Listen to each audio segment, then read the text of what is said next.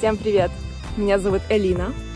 Родом я из маленького села в Пермском крае, и с самого моего детства моей мечтой были путешествия.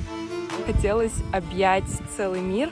В итоге моя мечта сбылась, и я уже пожила и побывала больше, чем в 25 странах. И буквально пару лет назад только я начала для себя открывать и Россию тоже. И снимать об этом видео на YouTube на английском и показывать нашу страну иностранной аудитории. Но я сама, не только моя аудитория, я была поражена тем, насколько у нас уникален каждый регион России.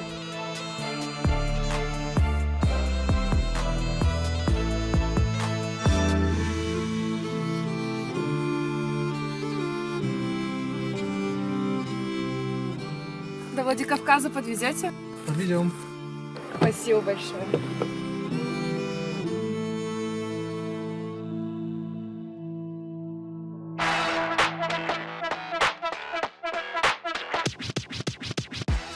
Во Владикавказ я хочу приехать давно. До этого была в Дагестане, Чечне, обожаю Карачаево-Черкесию. В общем, что такое Кавказ и с чем его едят, мне известно. О Владикавказе наслышано. Но куда важнее увидеть его и попробовать. Очень хочется побывать в Алании и получить не туристический опыт, а вот чтобы прям в какую-нибудь деревню, увидеть быт местных, чем они там занимаются, услышать осетинский язык, подружиться с местными, возможно, даже побывать на осетинской свадьбе. Я думаю, что кавказская свадьба — это было бы безумно интересно и красиво. В общем, хочется колорита, полностью в него погрузиться. И не только погрузиться и увидеть самой, но еще и поделиться со всем миром.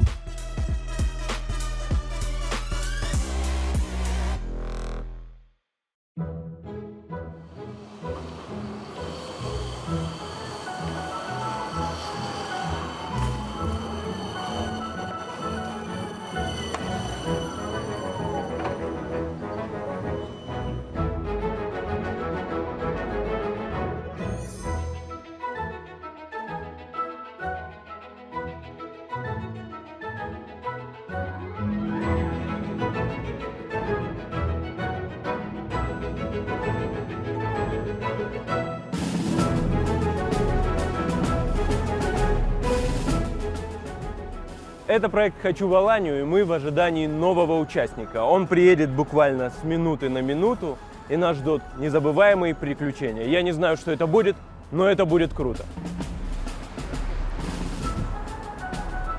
Ага, а вот и она. Привет! Привет! Меня зовут Артем. Элина, Очень приятно познакомиться. Как доехала? Хорошо, это был очень долгий перелет.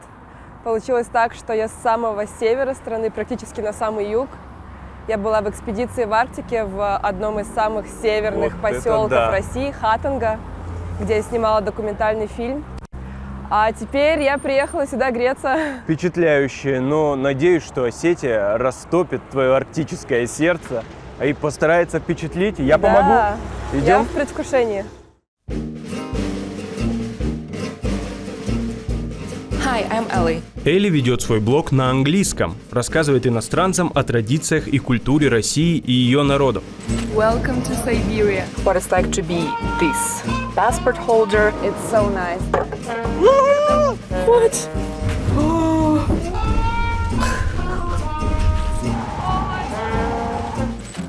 Чтобы отхватить кусочки ее аудитории, я тоже закину в свои сети и буду говорить на английском. Но не все, а как получится. Итак, начнем наше знакомство с городом. Признаюсь сразу, герой у нас сложный как никогда. И подобрать ему entertainment не так легко. Но я постараюсь. Никогда не устану показывать гостям проспект. Тем более в такое красивое лето.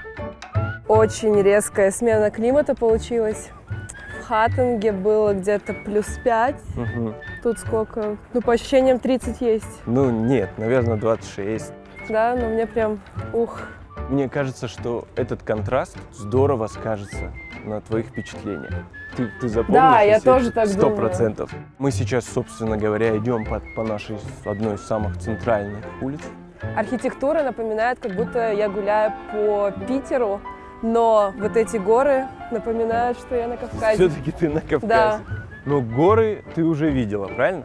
Да, я как раз-таки совсем недавно вернулась с Эвереста. На Кавказе я 2 раза была на Эльбрусе. Вообще никогда нет такого, что горы приедаются или надоедают. У них везде какой-то свой дух. Вот я уже вижу тут очень красивые горы. Мне хочется куда-то туда сразу отправиться. Да, скоро ты сравнишь свои впечатления.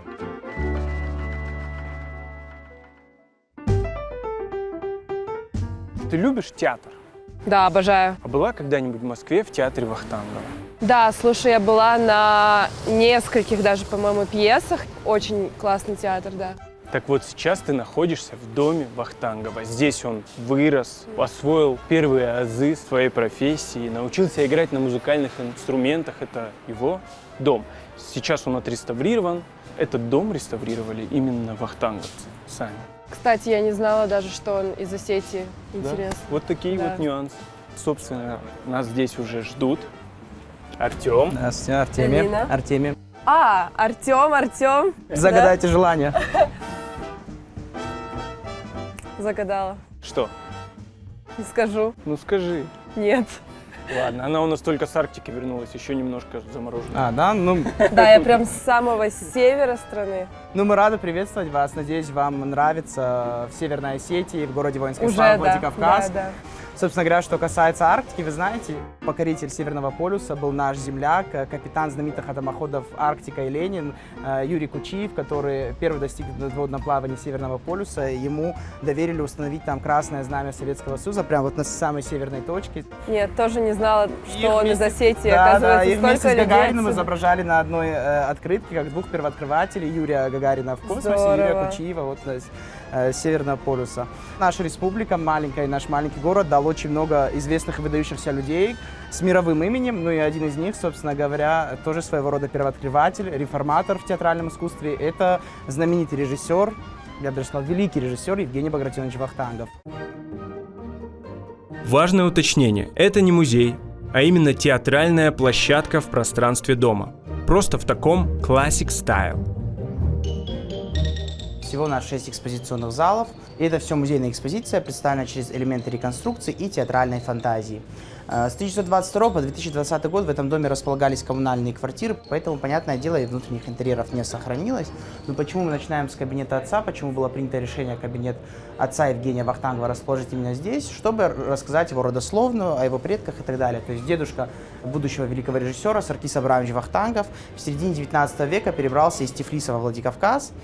Здесь его единственный сын Баграт Саркисович Вахтангов устроился на табачную фабрику к богатому фабриканту Василию Лебедеву, проявил там себя смышленым расторопным работником и, более того, влюбился в его единственную 18-летнюю дочь Ольгу Васильевну Лебедеву. И казалось бы, что у этой истории не должно быть никакого логического конца, но отец дал согласие на их брак, потому что он видел в нем действительно такого смышленного, расторопного парня и считал, что наследство – это не самое главное. Более того, он ему сам оставляет наследство табачную фабрику, которая сначала располагалась здесь, на 1-м этаже, потом переехала в центр города. Сейчас там здание тоже сохранилось. Это выставочный зал Национального музея нашей республики. И надо дать должное Баграту Вахтангову. Он вывел фабрику на совершенно иной, более высокий уровень. Табачная фабрика Вахтангова табаку и папирос была поставщиком двора его императорского величества Шаха Персидского. То есть в Иран ко двору Шаха отправляли свою продукцию. Пожалуй, самым интересным экспонатом в этом зале является вот реклама табачной фабрики начала 20 века. Такие висели на улицах Владикавказа. Причем это очень дорогая реклама, это не просто бумага или афиша, это печать по железу. И здесь изображена, как мы видим, Кармен. Собственно говоря, отец Вахтангова часто изображал девушек на продукции, на рекламе своей табачной фабрики, ну, для того, чтобы привлекать покупателей мужчин, то есть был хорошим маркетологом, как мы видим. Второй подобной рекламы нет ни в фондах Национального музея нашей республики, ни в частных коллекциях. Она такая одна единственная, уникальная. Ее совершенно случайно нашли в театре Вахтангова, как раз когда искали какие-то предметы, экспонаты, артефакты сюда к нам для экспозиции. И искали один предмет, и совершенно случайно, очевидно, небесная режиссура Евгения Багратионовича, и нашли вот эту вот рекламу. Эта комната всецело посвящена Евгению Багратионовичу Вахтангову. Комната тоже очень насыщена экспонатами, в том числе и теми, которые принадлежали непосредственно самому режиссеру. Это и 2 фотоальбома с уникальными фотографиями, сделанные Вахтанговым и на его камеру. То есть ему в начале 20 века, когда он еще учился в гимназии, подарили камеру. Но по тем временам в провинциальных городах Российской империи был всего 1-2 фотоаппарата, а тут у ребенка своя камера, можно сказать, что он тоже был блогером. Каждый уважающий себя город в обязательном порядке должен являться столицей чего-нибудь. Поскольку с самоуважением у Владикавказа все в порядке, то он прочно закрепил за собой представление как культурная столица юга России. Послушайте сами. Арт-кафе на 1-м этаже. Это такой, можно сказать, первый формат на всем Северном Кавказе.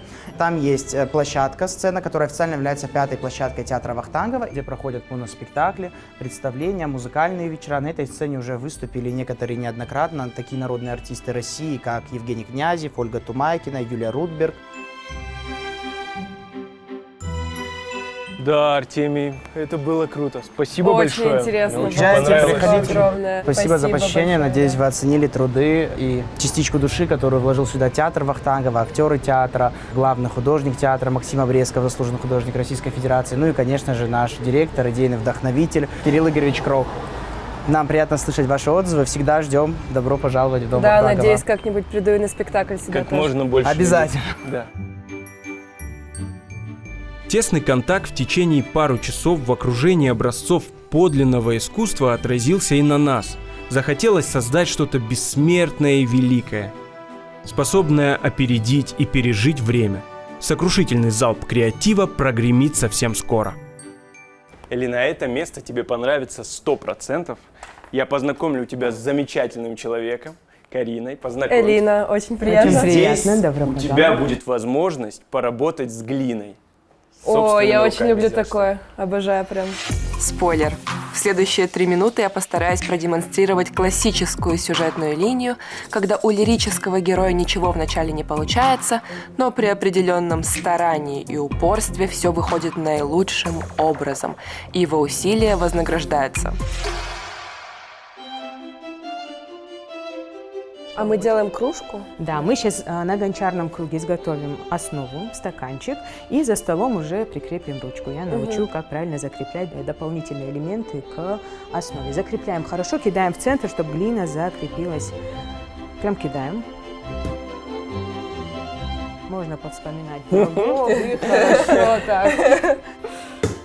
Глина любит брутально. Можно сверху чуть-чуть кулаком. Вот так.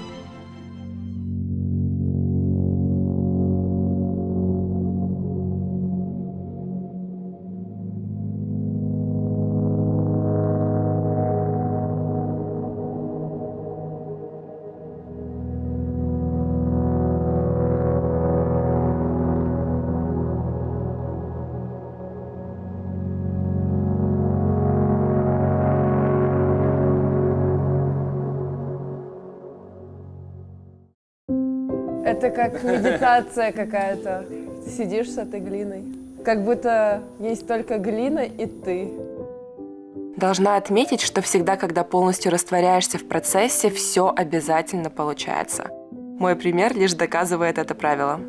Ну а теперь у нас тонкая работа пошла, да? Мы ручку будем прикреплять. Мне кажется, это все-таки не для чая у нас получается. Аж для чего? Ну, как будто как для супчика, не знаю. Изделие станет меньше. Влага уйдет, усохнет. А, да? Ты кушать уже хочешь, что ли? Прикладываем к досочке и мягко начинаем раскатывать наш комочек. Напоминает пластилин. Нужно выбрать какую-то форму, более подходящую для нашей заготовки, и лишнее мы будем убирать. Например, форма ушки. Если все хорошо, то уже перейдем к закреплению. Ну да, какая-то слишком длинная, наверное. Тогда можно обрезать.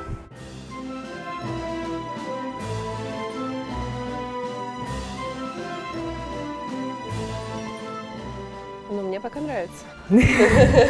Надеюсь, ничего. Пока, то есть ты решила испортить все в конце? А, ну ее! Да, Да, чего да, классное да, завершение. надеюсь. Нет, просто у нас еще много этапов.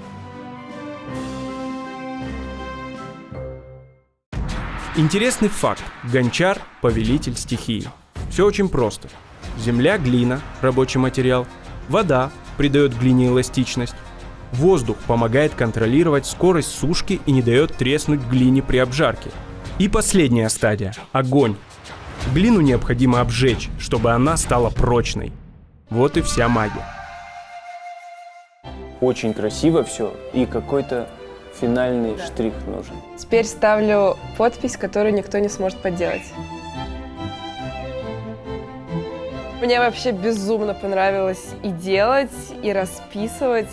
Класс. Ну, я рада. Прям тебя уносит в этот творческий процесс. Здорово, спасибо большое. Пока мы медитировали в мастерской, незаметно стемнело. А как мы знаем, после заката проспект превращается в dance-floor.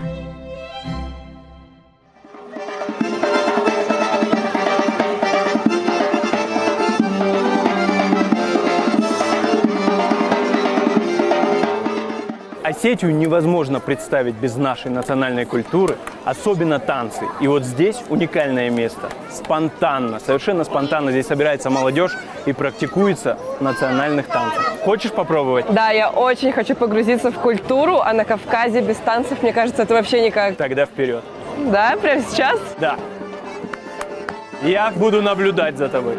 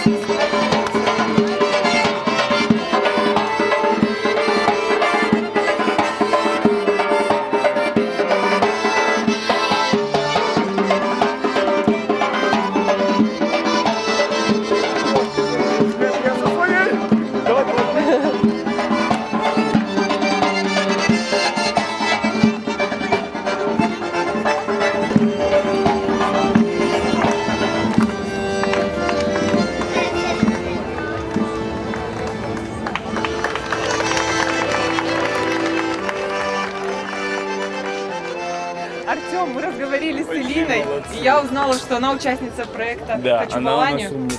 Я не верю, что это было впервые у тебя. И я не верю. Ты большая молодец. Спасибо большое.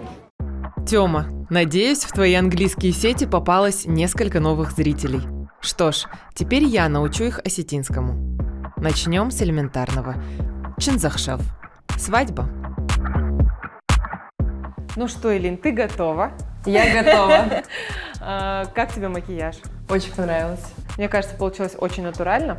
Давай я тебе объясню, к чему мы готовимся. Для того, чтобы узнать народ, нужно познакомиться с традициями. А где, как не на осетинской свадьбе, это можно сделать? И ты просто обязана на ней побывать. Я как раз-таки сюда за этим и ехала. Вот, видишь, как классно. Да. Все сложилось. Пошли. Элина, мы приехали в Беслан. Вот тебе осетинская свадьба. Я уже слышу. Да, но мы сейчас друг друга слышать уже не будем, но зато много увидим и почувствуем. Кстати, смотри, вон уже танцуют. Пойдем.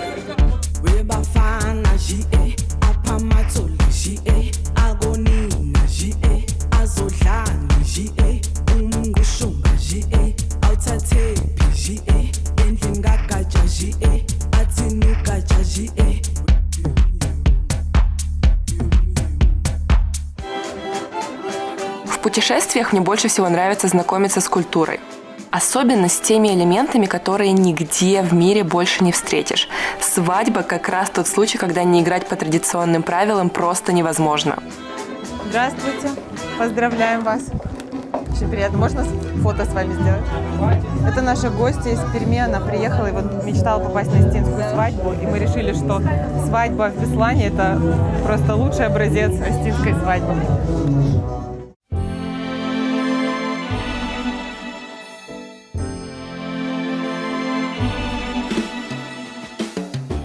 Первое наблюдение. Мы 40 минут ехали на свадьбу и совсем скоро засобирались обратно в путь. Оказывается, дом невесты – это не основной театр действий. После определенных ритуалов, включающие в себя благословение старших и опускание фаты, ее забирают в дом жениха, а следом и мы.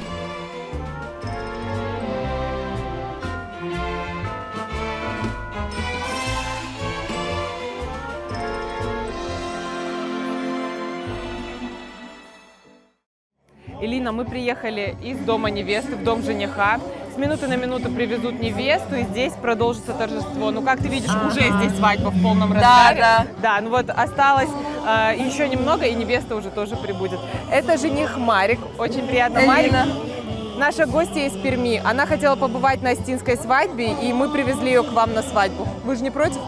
Для меня удивительно, что жених здесь, невеста там. Сейчас невеста приедет, а вы поедете туда, да? Туда. То есть вы даже не пересечетесь?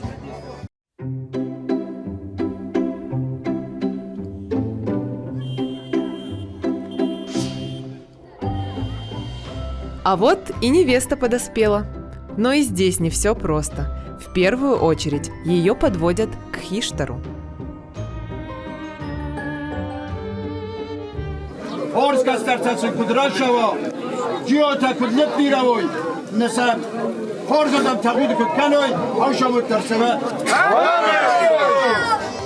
Ну вот оно, настоящее остинское кавказское гостеприимство. Нас, конечно же, посадили за стол, и я предлагаю Элине попробовать в первую очередь осетинское пиво.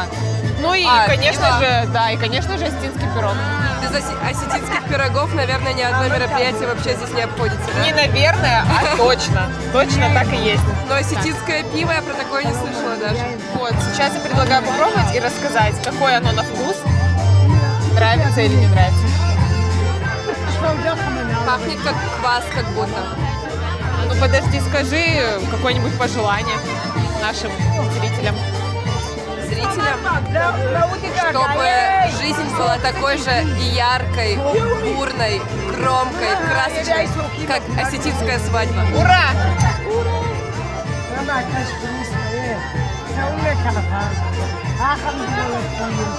Очень вкусная. Обычно я вообще равнодушна к пиву, но вот это, оно такое сладковатое и реально как будто напоминает квас, а не пиво. Да, очень похоже на квас. Да, близко к квасу, но, конечно, имеет свой градус. Так что аккуратнее. Да, аккуратнее. Много не пей.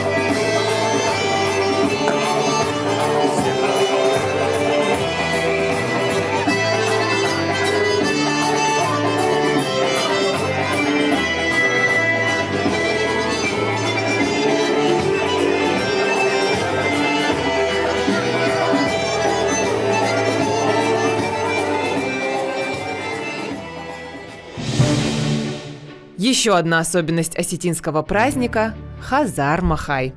Гостинец в дорогу. Как правило, он полагается тем, кто на торжество приехать не сумел. Но и дорогого гостя хозяин дома с пустыми руками не отпустит. Вам большое спасибо, что нам приехал. Такой ждал.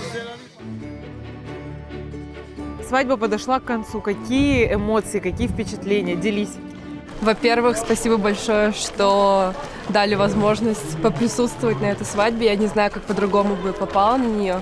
А впечатления двоякие. Мне было как будто немного жаль невесту. Она была очень грустной на протяжении всей свадьбы. Вот как будто она сейчас заплачет. Один раз я, кстати, видела, как она плачет. Когда она с отчего дома уезжала. Вот. Она прямо была очень-очень грустной. Мне всегда казалось, что это праздник для двоих, где они веселятся, вот прямо празднуют. Здесь я этого не почувствовала, но с другой стороны я понимаю, что здесь такие традиции, и за этим кроется большая смысл, история, почему она такая. Вот. А как гость, мне, конечно, безумно понравилось, очень весело. Увидела не только осетинские, но и грузинские, и дагестанские, и другие кавказские танцы. Такой колорит и осетинская еда. Просто, я не знаю, мне кажется, нет способа действительно лучше, чтобы понять культуру. Это было просто потрясающе. Я очень рада, что тебе понравилось. Ну и, конечно, нужно От этого я в шоке просто. про то, что нас хозяева не отпустили с пустыми руками. Внушительный Хазар Махай. Гостиниц. Вкус наших пирогов Элина оценила по достоинству. Но чтобы на каком-нибудь африканском континенте она смогла угостить местных жителей, ей надо познать секреты осетинских хозяек.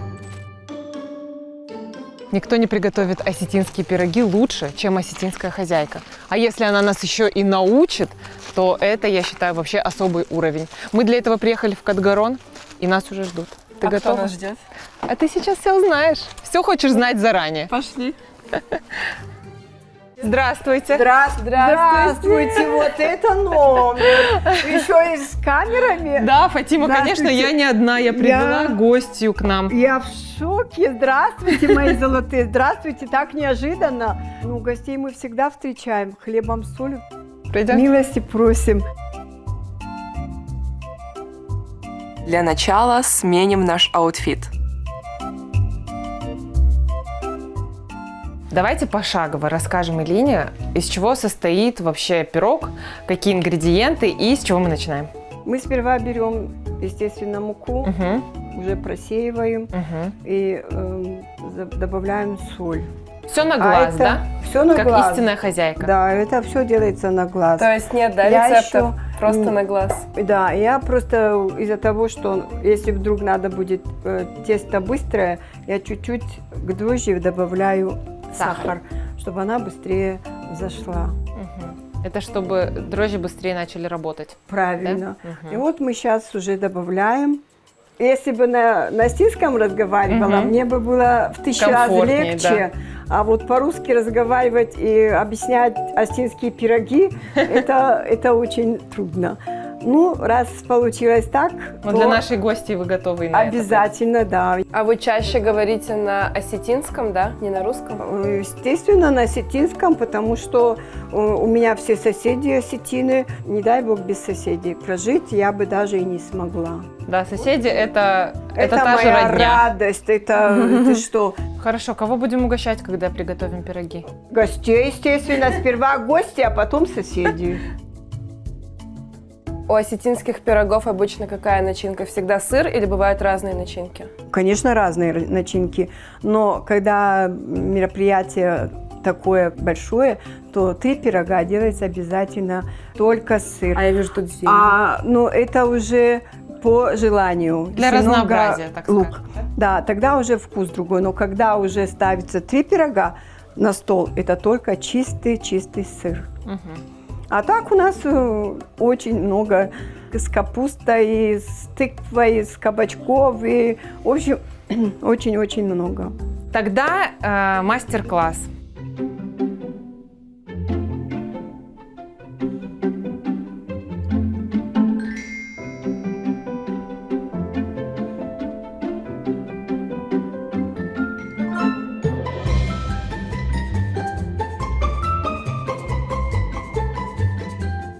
С теорией все понятно, время переходить к практике, от слов к делу. Пока первый пирог в печи, мы приступаем к приготовлению второго. Ну как мы? Вот сюда. Так, берем тесто. И что мы дальше делаем?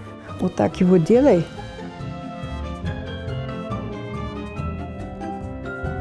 Вот так. Отлично идешь. Я помню свой Еще первый чуть-чуть пирог. осталось. Он был ужасен. Вот теперь все вместе. Оп. Вот теперь вот так делай. Угу. О. А, порвалось чуть-чуть у нас тесто. А можно, чтобы дырка была не посередине, а здесь? Нет, но он настолько хрупкий и мягкий, и мне кажется, что он сейчас развалится. Мне нравится. Ты такая упорная, знаешь, не сдаешься. О. Поможем, чтобы не мучать Как новой пирог. невестки просто, да? Так, надо его привести в чувство. Ты чувствуешь эти ароматы.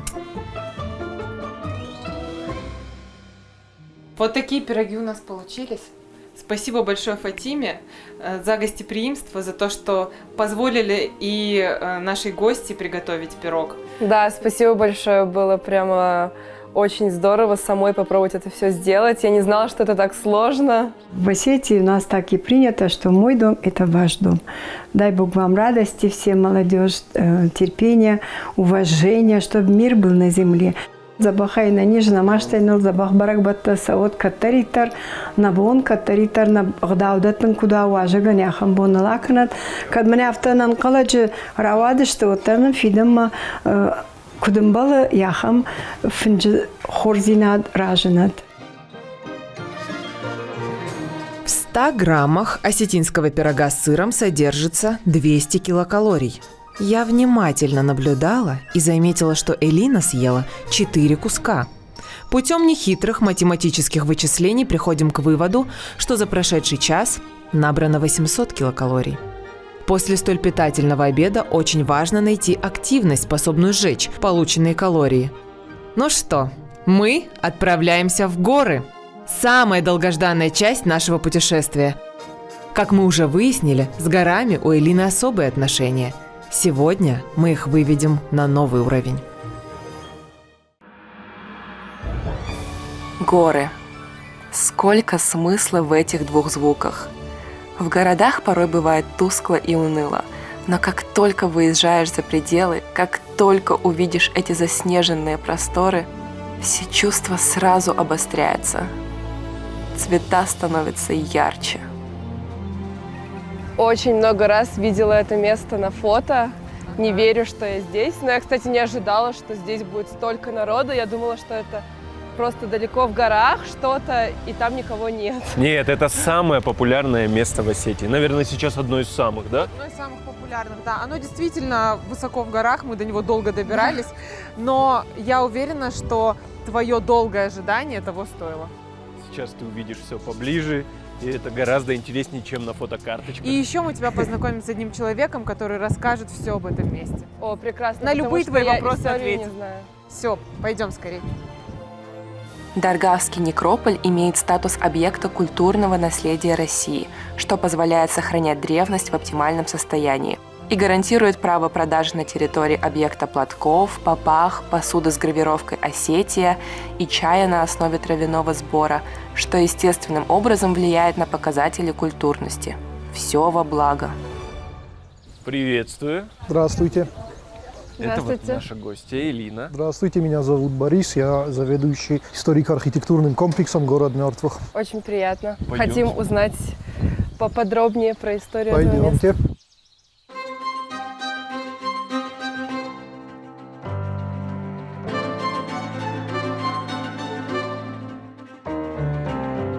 Здесь представлены склепы полуподземного типа, они с плоскими крышами, склепы с двускатными крышами. Разность склепов определяется социальным расслоением общества того времени. Склепы башенного типа, они имеют пирамидообразную крышу. Они являются самыми большими, так как они ярусные. То есть такой склеп имеет от 2 до 4 ярусов, и ярусы между собой не перекликались, то есть каждый ярус имел отдельный вход. Это могли себе позволить только богатые, да? Скорее всего, да. А сколько людей в одном склепе получается? Разные данные есть на этот счет, но в среднем порядка 100 человек. 100 человек в одном. А всего получается вот... 95 склепов, порядка 10 тысяч человек. Ого!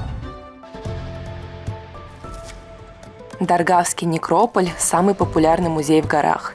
И любопытство путешественников вполне объяснимо. Легенды и слухи делают место особо привлекательным для любителей пощекотать нервы. Но в нашей программе мы мифы разрушаем, а не питаем.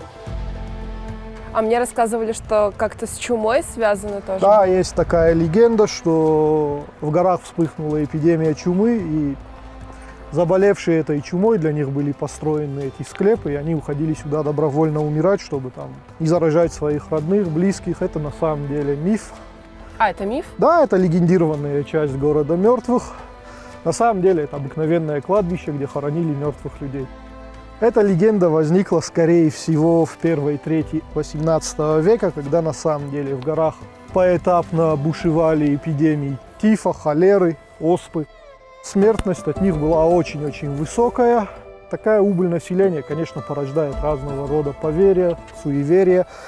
Скорее всего, были какие-то единичные случаи. Но это не носило массового характера, и город мертвых благополучно существовал за пару сотен лет до начала этих эпидемий. Пока имеем возможность заглянуть внутрь склепа. Обалдеть, там прям кости. Это человеческие останки. На самом деле у нас участились акты вандализма, поэтому мы сейчас работаем над тем, чтобы закрыть. Ну да, в принципе, зачем на это смотреть? Потому что это памятник все-таки архитектуры, не аттракцион человеческих останков. Да. Поэтому все это будет закрываться. У вас есть, как бы, можно сказать, уникальная возможность. Ну и самый главный вопрос, который задают посетители, это вследствие чего. То есть люди хоронили своих мертвых в землю, а тут решили построить для них склепы. Наверное, единого ответа какого-то точного нету, но самая такая авторитетная версия – это катастрофический дефицит пахотных земель. Ущелье очень-очень неплодородно, о чем нам в первую очередь, конечно, свидетельствует отсутствие леса.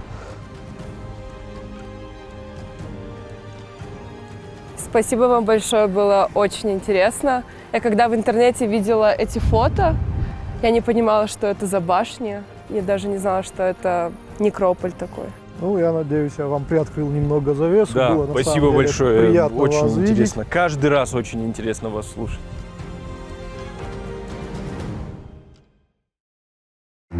Чему можно посвятить свою жизнедеятельность в такой прекрасный день? Развлечениям и лишь им одним.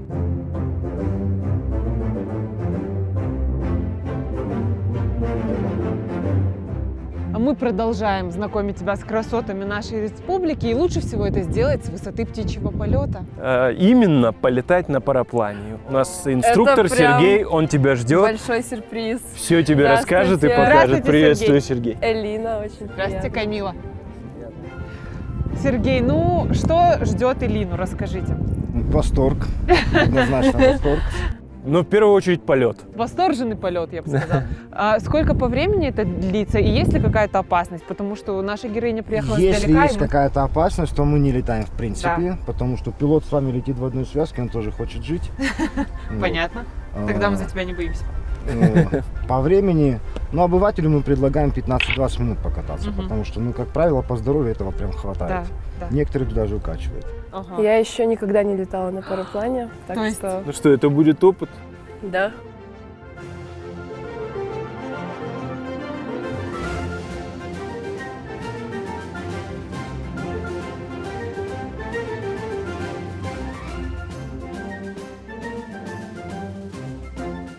Мне не страшно. Мне очень страшно. Прям вообще. Ну, готова? Да. Побежали.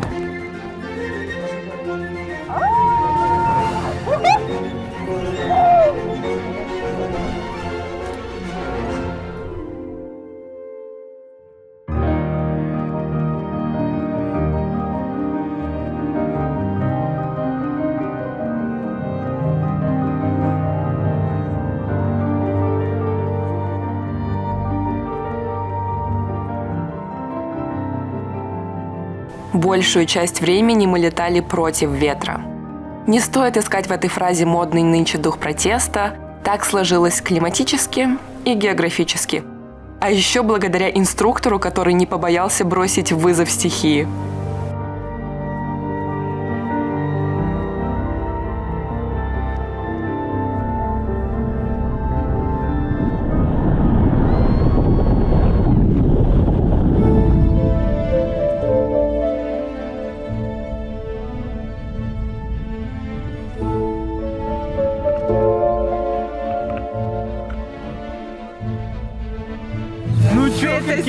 Меня эмоции переполняют, просто зашкаливают. Сергей еще делал разные трюки. Мы падали, взлетали, поворачивали. Мы парили. Да. А посадка как мягкая? Да, очень приятно. Вначале мне было очень-очень страшно. Потом, когда ты летишь, вообще не страшно, очень классно. Ух, вообще. Именно в Осетии получить такой опыт с такими видами, с такими горами. Это самое лучшее место просто. Класс, я так рада видеть такие яркие живые эмоции на твоем лице. Это просто удовольствие для нас. Обнялась с горами. Пойдем дальше. Смотри, это Зейгалан. Самый высокий водопад Европы. Он расположен в Мидограбинской долине. Иначе его называют долиной водопадов. Здесь более 50 водопадов каскадом падают вниз и разбиваются, сливаясь в несущуюся горную реку. Очень зрелищно. Но ты этого не увидишь. По крайней мере сегодня. Все потому, что уже темнеет. Скоро солнце скроется за горами и температура опустится ниже комфортной. Будет холодно. Но, слава богам, в Осетии каждый уголок – долина красоты и спокойствия. Если срываются планы, им быстро можно найти замену, как, например, сейчас. Вечер мы проведем на берегу озера. Смотрите, как здесь красиво. Конечно, хотелось бы доехать и до водопадов, но ребята говорят, идти до них не меньше получаса по каменистой дороге. Да и действительно стало прохладно.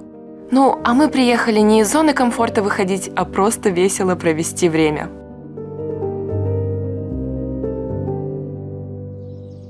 Как мы оказались в 10 слоях одежды? Мы выезжали. Вот. Я боялась, что мы сгорим в горах. Да. И я взяла только тоненькую рубашку поверх майки. Думаю, ну вот, чтобы не сгореть. Ну, а надо было прям утепляться. Я отобрала у кого-то толстовку. Ты отобрала Бедный человек, у кого-то я видел его голым в озере. Тебе не стыдно, что люди должны прятаться мне тепло в воде? И мне комфортно. Я тоже взяла солнечный крем, рубашку, чтобы не сгореть. Ага. В итоге вот. В итоге отобрала но тоже у кого-то мастерку. С костром, уютно, Запомните, такой в путешествиях никогда не угадаешь, что будет. Да, всегда надо нужно было иметь брать все. Артем, ну ты же не будешь учить Элину путешествовать? Да, Арктику я не покорял, просто конечно. В Арктике я ожидала такое лето, а на Кавказе я не ожидала такое лето. Так я тебе так Вот, скажу, даже да. мы не ожидали такое лето на Кавказе. Оно Да? очень жаркое, просто в горах очень непредсказуемая погода, и нужно быть действительно ко всему готовым. А когда ты летала на параплане, замерзла? Я безумно замерзла, на самом деле, 20 минут жуткого ветра, но эмоции, они все перешкаливали. Перекрыли все, Да, да? то есть было настолько, захватывало дух, было так красиво и страшно одновременно, но просто так классно. Я на самом деле уже прыгала с парашюта, но параплан — это совсем другое. Парашют — ты просто как будто падаешь, вот, а параплан — ты как птица, и ты над вот этими всеми ущельями, скалами. И инструктор попался очень классный. Даже во время полета у нас состоялся душевный разговор такой. Еще он мне рассказывал про все горы, которые мы видели, про облака. Но мы видели, он еще и лихачил, да? То есть вы какие-то прям там трюки делали. Он мне сказал: хочешь похулиганить?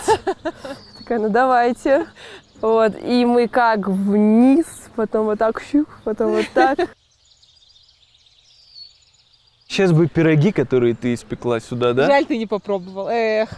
Ну ничего. Да. Надо было ехать с нами. Надо было. Ну, Вот сегодня мы на костре тоже что-нибудь вкусненькое приготовим. Да, Штём? естественно. Ну, кстати, вот прямо перед нами этот вид, он просто шикарный. Я обожаю просто горы со снегом.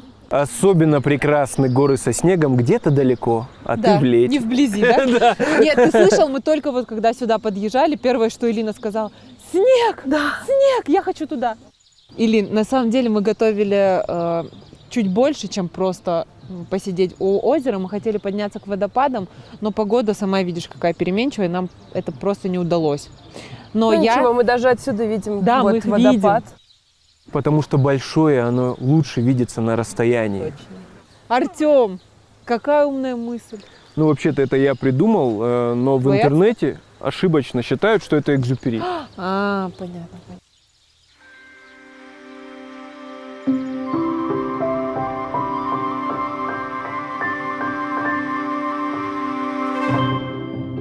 Знаете, мне не жаль, что все так вышло. Конечно, мы проделали долгий путь, но ради такого ночного неба стоило отправиться и дальше, и выше.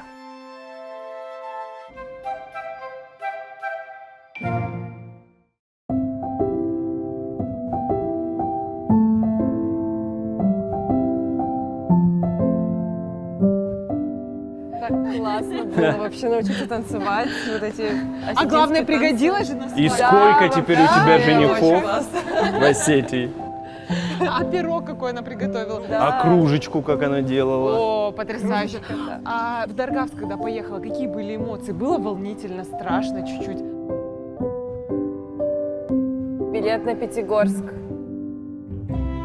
Деньги вперед. Спасибо большое.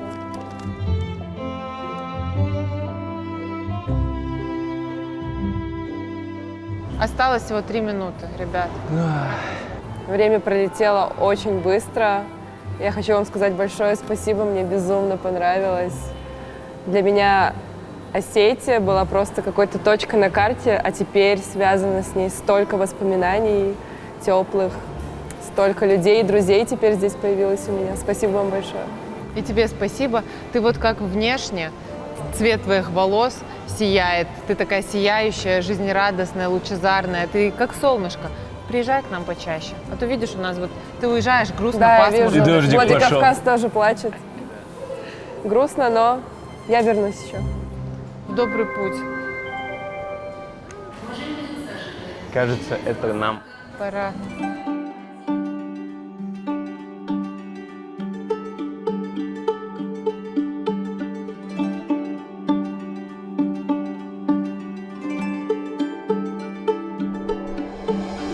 Вот и все. Спасибо. Билетик. Да, держите. Пока. Ага, все. Пока. Пока. Пока! Ну, в добрый путь!